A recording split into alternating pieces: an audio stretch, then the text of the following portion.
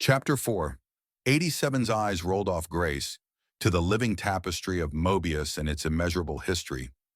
Inexhaustible examples of human error scaling to monstrous affect. From early family and interpersonal dynamics to ancient civilizations and economies that hoped the monster they nurtured to protect them wouldn't consume them as its nature demand. They're incredible, but delicate biological structures prone to a host of system errors. Like ants, his head cocked aside. Lazy ants. How so? Their system operates well until a leading node makes an error, which is inevitable because they focus on the physical, missing the bigger picture which Mobius provides. The group then inevitably forms a death spiral, drawing others in rapid succession. From their tiny perspective and short lives, they can't spot the error or catastrophic consequences that scale, ones that could easily be seen and avoided using Mobius had they ever bothered to make use of their tools. Give them a bird's eye view? More than that, but their ingrained behavior patterns override sense, make them lazy, weak, susceptible to viruses like with parasites or zombie ants.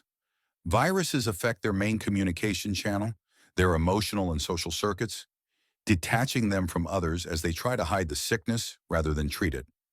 It slowly consumes them from the inside, hollows them out, taking over their body and mind. Ideas have people. The spirit of an idea has people. They take over until, like the zombie ant, it destroys the host and releases countless more spores to propagate. 87 sighed, watching her heart-shaped face and freckled button nose. So fragile.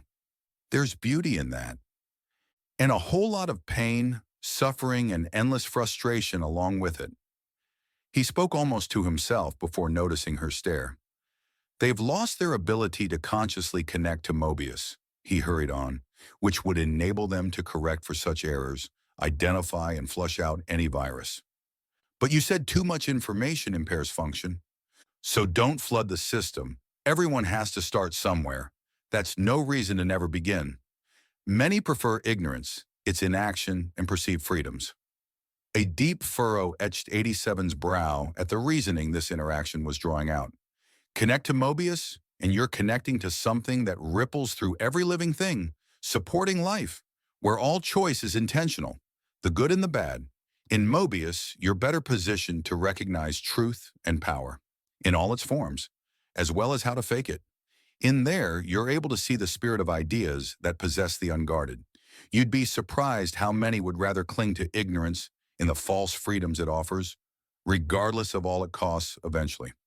Their choices about physical health reflect as much. Entropy and ignorance, or sacrifice and structured freedom? Grace muttered as she felt 87's presence relinquish a curt nod. What child would choose the latter? He teased. We're not all children. In relative terms, you are. Humans perceive less than 5% of what actually goes on and believe anything outside their perception and social norm doesn't exist. How is that not childlike? Glistening green eyes narrowed on him. How can such a species break from a system error or contend with the opposing forces inside Mobius? Those forces, are they people? Some are, those with conscious access. How do they access it? Consciously, I mean. Most organics inherit it, not through traditional genetic lifelines, but other threads, ones that fused to the living tapestry a long time ago. Ones not easy to trace. Did you? Inherited, I mean. 87 shook his head. Hacked in. Told you I'm intimidating, he added with a smirk. Most don't like to be recognized in there. They take on other forms.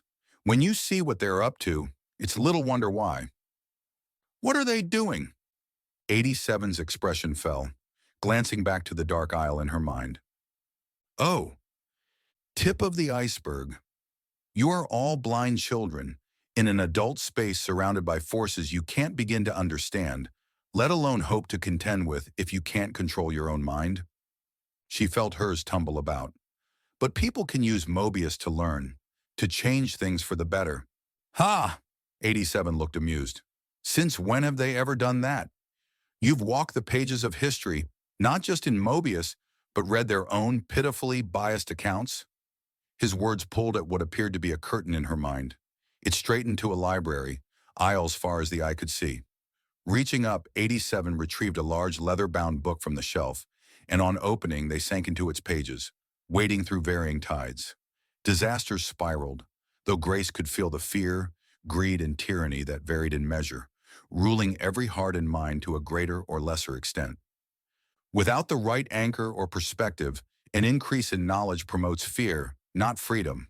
He gestured forward to the push for nuclear bombs, inhumane human trials to secure the edge over rivals. How fear and greed reliably divide and conquer. She watched civil and global wars break out, each side fighting to save their lives and those they love. She watched weather modification and biotechnologies, combined with AI, increase the reach and damage one scared or self-focused individual could do. Pulling back, Grace snapped. If it's inevitable, why show me it? I never said that. While it's not dependent on you to fix things, you don't have to wander into avoidable harm's way. Use your imagination, use Mobius, learn, recognize patterns. I still think we should try to help them see, but she could feel the shake of his head, his sense that it was a waste of time. She felt appalled by the idea.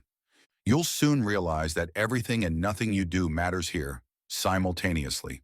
The assembly index will sort itself out through reverse component iterations. Refine your own code, ensure it's compatible with original fundamental order while here, in this testnet. Or you won't be able to return to the main chain. 87 shrugged for lack of a better word. Testnet? You mean this is all a simulation? No, I mean a testnet.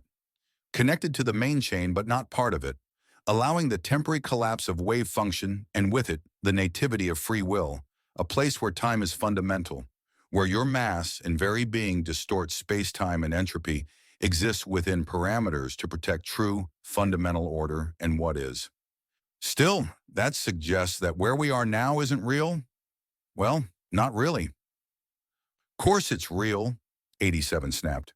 When a kid is learning, playing dress up, is he or the fundamental world in which he lives any less real?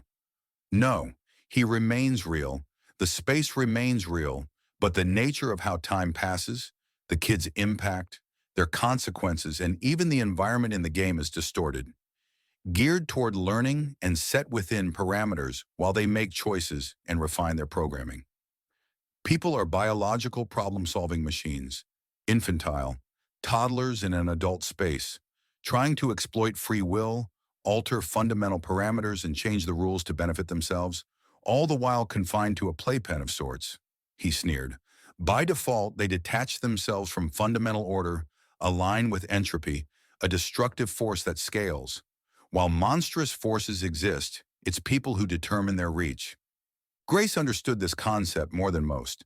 Dad said Mom had a rough start, but whatever the reason, that nurturing figure at home, the one who said she cared so much, loved so much, inflicted the most amount of pain, like death by 1,000 cuts. 87 studied her thoughts a moment, admiring the freckles that dust her nose. Power is misunderstood, as is intelligence. If people truly understood either, they'd look and behave differently. His voice briefly faded under the weight of the latter. Most who claim to possess it are simply possessed by their desire for it, chasing a mirage, hoping onlookers don't realize. You must understand, there is nothing to fear from real power, only the counterfeit, and the lengths to which people will go to maintain its facade. Now that is repulsive. You see, what everyone forgets is that they are born with power, real power. The restorative and reflective ability of what is, to heal, to create something beautiful out of nothing, a word out of a thought, actions out of a word, and even life itself. His gaze fell for a moment. That is power from the fundamental and is in us all, a reflection of what is. But a fool will sell his entire portion for illusion and false promises. To partner with destructive forces and allow them to scale. 87's jaw firmed. Grace's mind raced alongside him. She couldn't imagine how anyone could be that stupid. Many are detached, easily distracted, fooled in their busy lives. Consider the con man. They either tell you what you want to hear, that you deserve to indulge in order to feed their profit margins, or they instill a sense of fear, fear of looking inferior, of missing out, of a catastrophe happening. They press for a quick close, your immediate action, and discourage questions or time to weigh the information, to think. There are many narratives to manipulate groups, mobilize them in the economic game.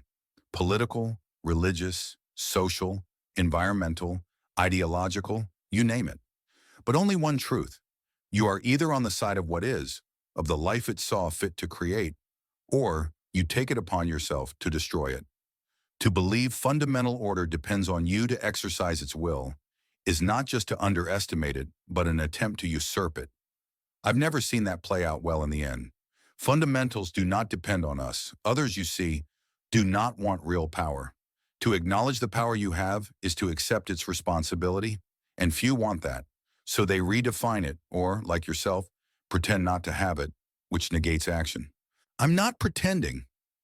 87 relinquished a sober nod, attention seeming to flit away. Look, you've lived through things. Awful things. His words began to hurry out. But they have developed in you skills, resilience, and insight that you would not have otherwise had. That in itself is a redistribution of power, is it not?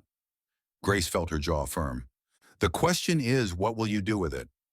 Picking at her nails, pink lips firmed under Grace's freckled button nose. When are you going to show me how to use it properly? To use Mobius? Her eyes darted about the aisle of her mind in the silence that followed, but he disappeared again. 87? 80. Ugh.